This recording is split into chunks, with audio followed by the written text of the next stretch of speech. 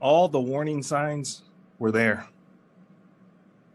Increased heart rate, couldn't breathe, pain across the chest, a burning sensation across the arm. These were all indications of a person having a heart attack. Yet in these situations, many people are in denial. Denial is a powerful mechanism. When under stress, people use that to cope. And rather to adjust or address the situation, they simply ignore it. That's the easiest way for them. And because of this, throughout the years, heart disease has been the number one cause of death around the world. Denial has played a big role in this. So why do we bring this up? Why are we talking about heart disease and denial? Well, this brings up another point, the world we're living in.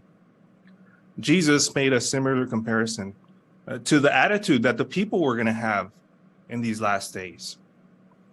He spoke to the disciples when the disciples asked him, what would be the signs of the last days? And then he addressed them by saying that it would be like Noah's days. And then 30 years later, when Peter is addressing the first century Christians, now he recalls what Jesus had told him. Exactly those same words of the attitude of the people during those days. They would be in denial. Let's look at the Bible so we can see how this plays out. Let's open up our Bibles to 2 Peter chapter 3 and verses 5 through 7. And notice how Peter was describing this to them, the first century Christians, which they were going to face the end of the system of things, the Jewish, but this applies even more to our days. It says, for they deliberately ignored the fact that long ago they were heavens and an earth standing firmly out of water. And in the midst of the water, by the word of God, and that by those means the world at that time suffered destruction. When it was flooded with water, but by the same word, the heavens and the earth that now exist are reserved for fire and are being kept until the day of judgment and of destruction of the ungodly people. So when we talk about surviving the end of the world, we're not specifically talking about the destruction of the earth. Here it says clearly, people who deliberately ignore the signs that the world will come to an end, that Jehovah will bring a destruction, not to the earth, but we see in verse 7, it says, destruction of ungodly people. People who are defiant against Jehovah. They willfully ignore the fact that we're living in the last days. And we see it. We see the signs on a day-to-day basis. The world changing. Since the pandemic, it's increased. But yet people are in denial. So how does that help us be able to survive the end of the world? Well, we want to take time to kind of look at what's involved in surviving the end of the world. Now that we know that it's not a destruction of the earth entirely for itself, but of ungodly people, what can we do to survive? We don't want to be in denial. We want to be proactive. Take the proactive steps to survive. So during this talk, we're going to be seeing 3 ways in which Jehovah will protect and destroy the wicked ones, protect the righteous ones, but destroy the wicked ones. Then we'll focus on what we must do to survive. And finally, what's going to be the outcome of all of this? So to get started, let's talk about how God will destroy the wicked world. And to help us understand kind of what we need to do is we're going to briefly discuss a term called brand loyalty. Some of you may be familiar with this term. Brand loyalty is used in the consumer industry, in the retail industry. So when there's a brand, let's think of a particular brand. And I know something that's near and dear to all of us is coffee. So what comes to mind? What brand comes to mind that people are loyal to that brand?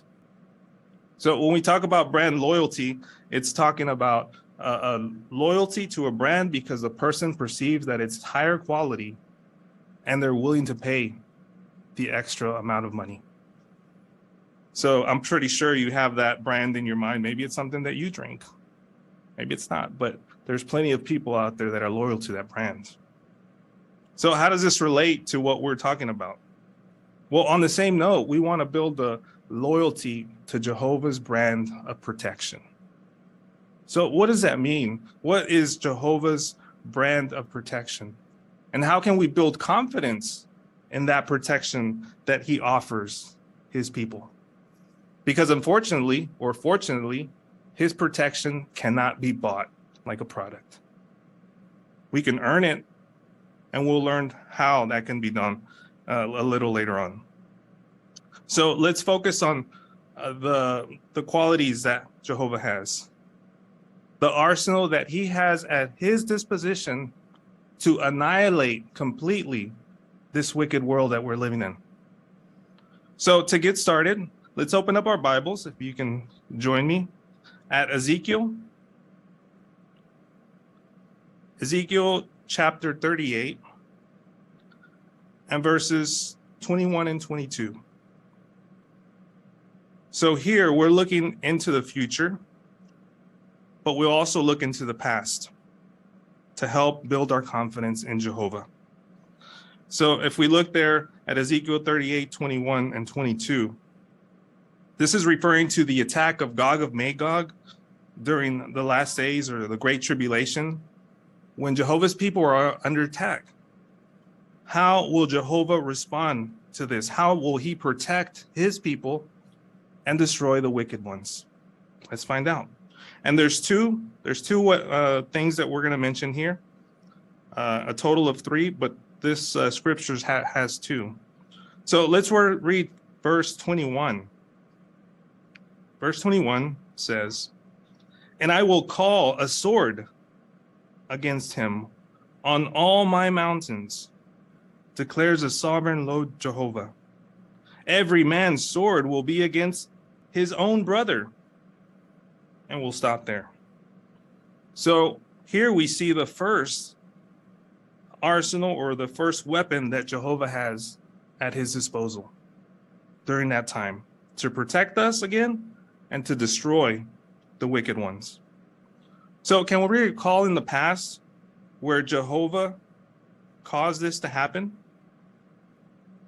Can you recall an account where Jehovah brought each man's sword against his own brother?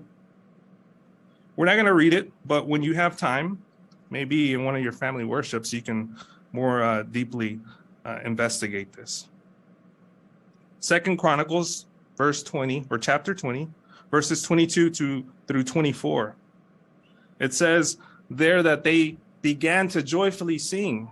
Those were the instructions that Jehovah gave his people. When they were under attack, you're going to sing a song. How would we feel? We're under attack and under this powerful nation that's coming towards us. And now Jehovah gives us instructions to sing a song. What was the result of this? This completely confused Jehovah's enemies, and they were brought to destruction. So that's what Jehovah is referring to here. In the future, I will call a sword. In other words, I will call panic. I will cause panic, terror and my enemies to the degree where it will cause confusion and they will kill one another. That's what Jehovah offers as protection. That's one of the things. Let's look at the second thing that Jehovah has at his disposal. We move on to verse 22. It continues, it says, I will bring my judgment against him with pestilence and bloodshed, and I will rain down a torrential downpour, and hailstones and fire, sulfur on him and on his troops, and on the many peoples with him. So we see the second thing that Jehovah has in his arsenal. As if the first one wasn't enough, now we look at the natural forces that Jehovah has at his disposal to destroy the wicked ones. So again, we want to go to the past. We know what's going to happen in the future, but we build our confidence looking into the past. In Joshua chapter 10, verse 11, there's an account there where Jehovah's people were under attack. So what happened in that case? Jehovah hurled hailstones down onto his enemies. It said that one of those hailstones can reach 100 miles an hour falling from the sky. With precision, Jehovah used these hailstones to kill his enemies. Can you imagine that? That's the speed of a major league pitch coming at you. Thousands. That would definitely cause some damage. Another account in Judges chapter 4, verses 13 through 16. It talks about another account where they're under attack. And there's all these war chariots coming towards Jehovah's people. 900 of them. And what does Jehovah do? Torrential downpours. Imagine that. All that water mixed with dirt causes mud. Stop them dead in their tracks. All of those war chariots were rendered useless. Again, Jehovah can use the natural forces with precision at any moment's notice. For what purpose? To destroy the wicked ones, but save his people. So we've already analyzed two ways Jehovah can use his arsenal against the wicked ones. And at the same time, that protects us. Let's look at a third one. Let's open up our Bibles to Revelation. Again, looking into the future, and then we'll look into the past. Revelation chapter 2.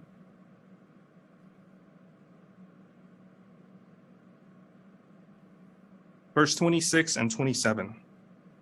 It says, and to the one who conquers and observes my deeds down to the end, I will give authority over the nations, and he will shepherd the people with an iron rod, so that they will be broken into pieces like clay vessels, just as I received from my Father. So here Jesus, he's letting us know what will happen.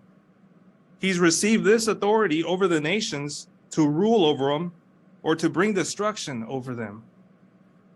But not only Jesus is involved. Now we see in verse 26, it says, one who conquers and observes my deeds down to the end. This is referring to the 144,000 anointed ones that will be with Jesus Christ during this time in the heavens to protect Jehovah's people. What does this all mean? We frequently talk about Jesus and the 144,000. But have you ever thought about the power that they have? Let's look into the account. 2 Kings. We're not going to read it, but we all know what's there. 2 Kings chapter 19, verse 35. One angel struck down how many? 185,000 in one night. Notice this reference in the Watchtower. 91, February 1st. It says, who was that angel? It may, therefore, be reasonable to conclude that the angel that destroyed Sennacherib's 185,000 warriors was none other than Michael, the archangel. So there's Jesus destroying 185,000 in one night, like that. Another reference, what does this result in, this power? It says, an atomic bomb in a split second can destroy upwards to 60,000 people and more. But once exploded, the energy in the bomb is completely expended. Useless. But that's not the case with Jesus and his 144,000. Unlimited power that they have at their disposition. So let's just throw out a few numbers out there. This isn't definite, but just to work on our imagination. Let's say at the time of the end, 7.6 billion ungodly people are alive. So now it's Jesus and the 144,000's tasked to annihilate these. When you do the math, that equivalates to 50,000 per anointed one. You compare it to 185,000, that's nothing of what Jesus did in one night. 50,000. And to take it a bit further, there is 144,000 anointed ones. There's 119,297 congregations worldwide. Just applying, protection to the congregations out there. Jehovah's powerful creatures will completely annihilate the wicked ones. Isn't that reassuring to us? That reinforces our confidence in Jehovah. Is everybody sold? I'm sure you are. But again, this protection cannot be bought. It can't, simply cannot. But what can we do to receive it? Well, Jehovah lovingly gives us his protection. But we must have a certain reputation and maintain that reputation. So that leads us on to the next question. What must I do to survive the end of the world? We do well now in going back to Noah and his days. We know Noah was protected while the wicked ones were destroyed. So what made Noah so special that he received Jehovah's protection? Well, let's look at the following image. We're going to get a little creative.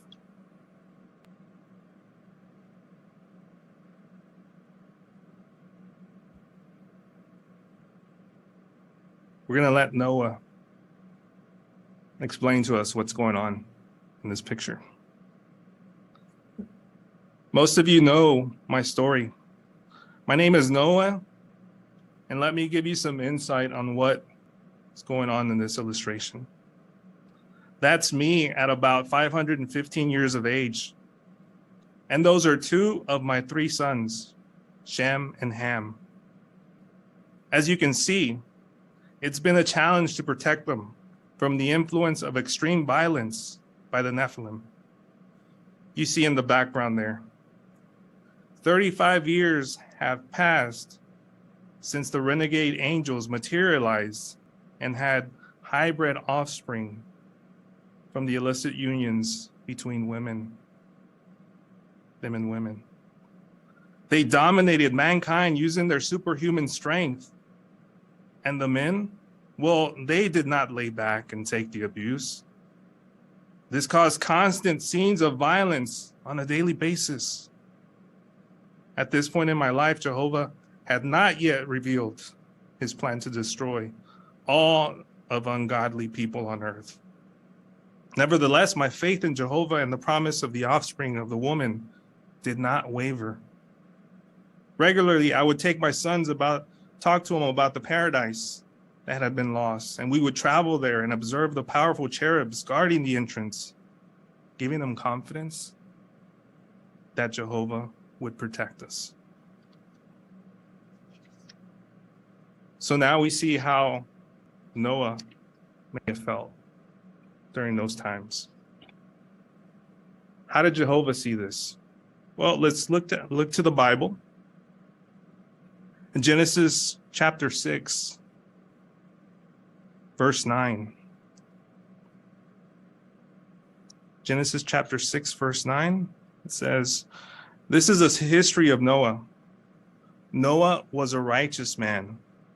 He proved himself thoughtless among his contemporaries. Noah walked with the true God." So why did Jehovah protect Noah in those days? Because he was a righteous man. I like the way True Worship, the book, defined what a righteous man was or is. Someone who acknowledges that Jehovah should set the standards of right and wrong, but he does more. He proves by his speech and actions that he agrees with those standards. And that's what Noah did, as we saw in the picture and his description of what he did during that time. It continues on and it says that he walked with the true God, giving us an insight that he had an intimate relationship with Jehovah. So what's the application for us? How can we use this information? Well, we too need to build a strong relationship with Jehovah. And we can only do this when we study the Bible on a daily basis. When we pray to Jehovah and we have that open communication with him. When we meditate about what he's done for us, just like Noah did. When we have family worship on a weekly basis and strengthen our faith. By doing these things, we are walking with Jehovah, having an intimate relationship with him. And Jehovah will see us as righteous people. Let's now look at something else Noah did. The second thing. And we'll use another illustration here. Back to our imagination. Let's look at the second one. Time has passed rapidly. Those are my now grown sons and married. 35 years have gone by since Jehovah spoke to me and revealed his plan to destroy the wicked humans by way of flood. My assignments: to build an ark along with my family, exactly the specs to warn all of the imminent destruction. All of my efforts to instill love for Jehovah in my sons were not in vain. I vividly remember considering the dimensions and the capacity of the ark, and I quickly realized the response of the preaching work would be limited. Despite being ridiculed and being the laughingstock of our neighbors, I did not let this deter me from preaching to all. And just in a few years, our assignment would be complete. We would enter the ark, and Jehovah would shut the door. As matters turn out, not one person in this violent world responded. So again, we see a little insight on how Noah may have felt during those times and how he acted. So how did Jehovah see this? Let's open up our Bibles again. I invite you to Hebrews chapter 11. Chapter 11, verse 7. It says, by faith, Noah, after receiving divine warning of things not yet seen, showed godly fear and constructed an ark for the saving of his household. And through his faith, he condemned the world, and he became the heir of righteousness that results from faith. What did Noah do? After receiving this warning, he constructed the ark. He followed the instructions that Jehovah gave him, even though he wasn't sure of what was going to happen. Faith led him to do this. He exercised faith in Jehovah. So what's the application for us? Well, we too do well in exercising faith in Jehovah, in Jesus Christ. And Jesus Christ and Jehovah, hasn't asked us to build an ark. None of us have. But he has asked us to continue to build our new personality. Qualities that'll help us to protect us, to be a witness to the people in the territory, and to treat them with respect. We demonstrate this by our actions, by our daily living, that we're exercising faith. And when we receive instructions, we obey them, even though we may not be sure. All of us are wearing masks. Why are we doing it? Because we're obedient and we follow instructions, the direction that the governing body give us. So when we do these things, the result is, just like in Noah's case, Jehovah saw him as a righteous person, thereby receiving the protection that Jehovah had.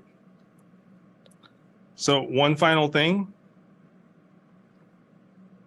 Let's read 2 Peter. 2 Peter chapter 2, verse 5. And we've already touched on what Noah did.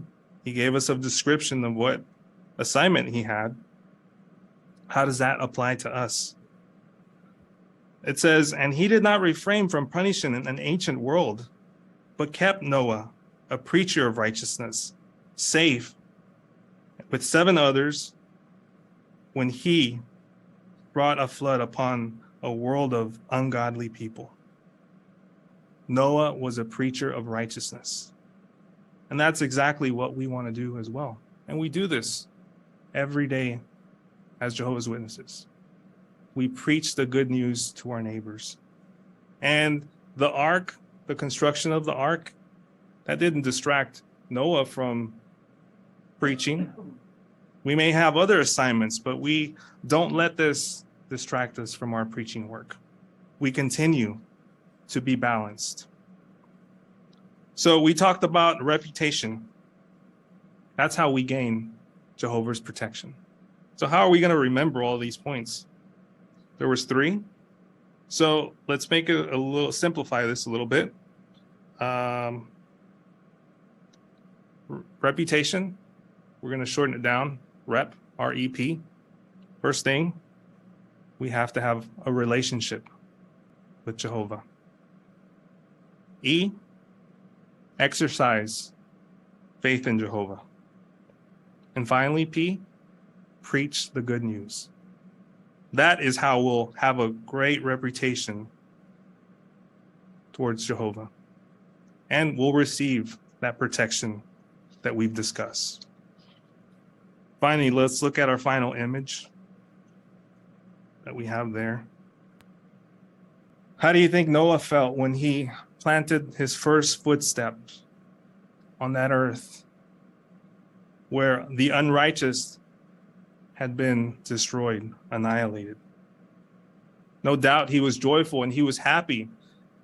He was grateful that all the sacrifices that he made paid off to protect and to survive the end of that world. How are we going to feel during that time. If we have a good reputation and Jehovah gives us his protection. If we continue to do this throughout these days, there's no doubt that Jehovah will protect us. And the question will no longer be, how can you survive the end of the world? But rather, when Noah turns to us and asks us, how did you survive the end of the world?